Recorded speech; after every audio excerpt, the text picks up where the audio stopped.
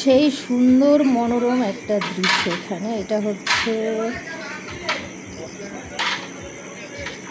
পানির মধ্যে রেস্টুরেন্টটা, রাতের বেলার সিনারি, মানে খালি চোখে দেখতে যত সুন্দর লাগে বাস্তবে আর ক্যামেরাতে সৌন্দর্যটা ওইভাবে তুলে ওঠে না, কিন্তু ভালো লেগেছিলো। রেস্টুরেন্টে গিয়েছিলাম ওখানে হাঁসের মাংস খাওয়ার জন্য, বাট এই এরিয়াতে যেটা 300 ফিট ফারুক মার্কেট বলে না জানি কি, আই ডোন্ট নো, তবে এখানে দেখার মতো মতো রেস্টুরেন্টগুলো আছে, সাজানো গুছানো সেই রকমের।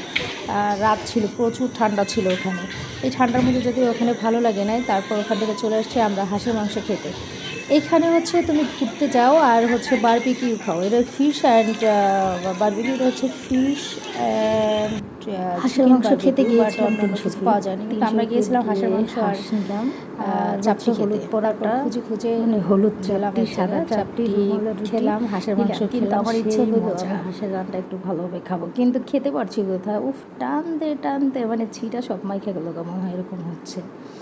হ্যালো এভরিওয়ান, আসসালামু আলাইকুম। যারা হাঁসের মাংস খেতে চাও তোমরা 300 ফিট চলে যেতে পারো, এনজয় করবে আর খাবে। তখন ছিল রাত্র 10টা বাজে চলে গিয়েছিলাম এখানে।